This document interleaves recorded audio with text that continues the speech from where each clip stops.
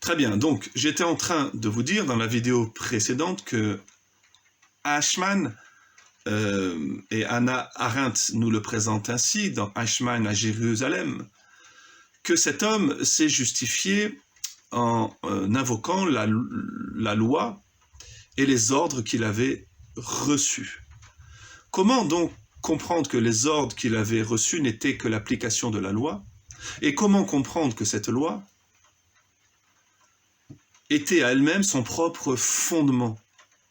Sinon, que la société allemande avait été préparée par un événement politique qui a eu son inscription définitive pendant la Révolution, c'est-à-dire le fait de considérer la loi positive comme le fondement du droit, de déployer comme rhétorique de justification la réalité juridique du positivisme juridique, c'est-à-dire le fait de penser qu'il n'y a pas de loi supérieure à la loi promulguée par la société, le fait de penser que la loi positive et détermine le droit. Quel est le fondement du droit? Ce qui est une façon de ramener le droit à un fait social et politique.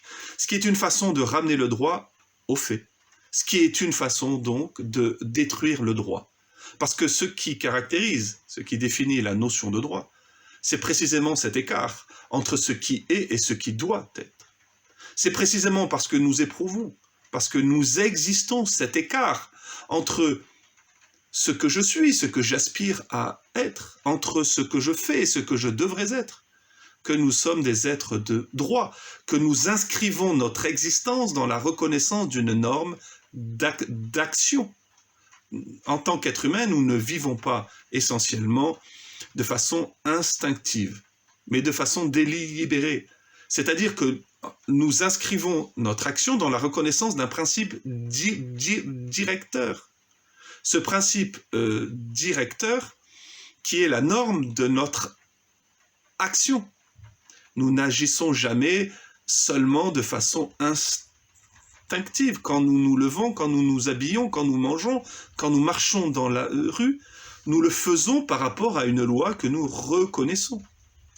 Et les différents plans de loi dans lesquels nous inscrivons notre vie, nous les reconnaissons. Il y a le plan de la loi physique, il y a le plan de la loi sociale et politique, il y a le plan de la loi morale, et il y a aussi le plan de la loi qui transcende toutes les autres dimensions de la loi, qui est la loi de Dieu inscrite dans nos cœurs.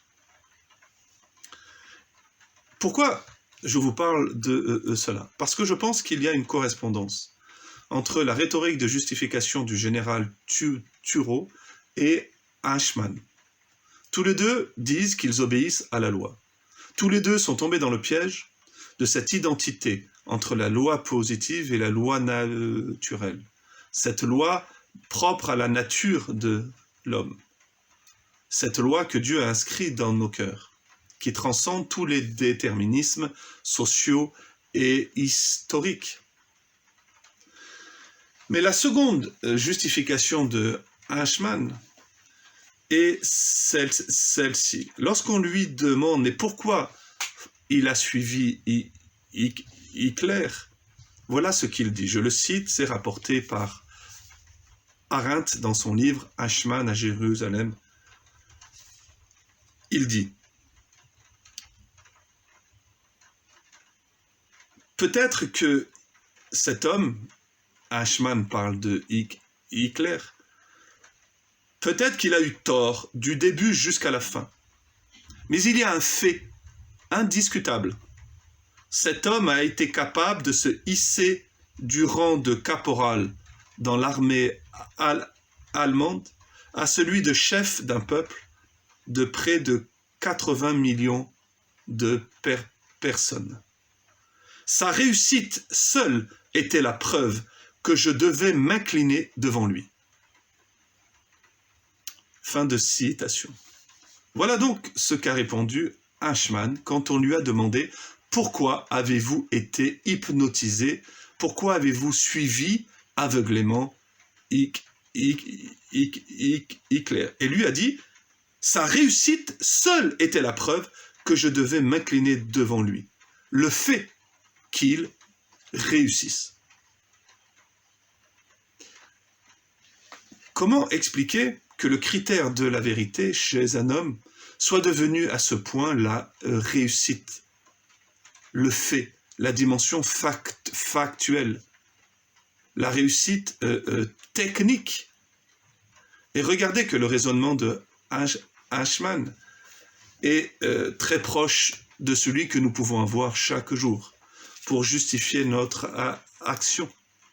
Le plus souvent, nous prenons comme critère de la vérité l'efficacité technique. Je peux le faire, alors je dois le faire. Nous rapportons l'ordre du possible à celui du réel, et nous rapportons l'ordre de l'idéal ou de l'idéal à celui du fait, du factuel. Tout se passe comme si tout s'était confondu et qu'il n'y avait pour nous qu'un seul plan, qu'une seule dimension de la réalité, la dimension du fait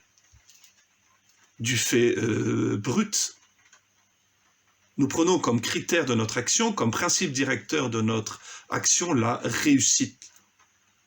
Le fait même que je fasse quelque chose et que je réussisse à le faire.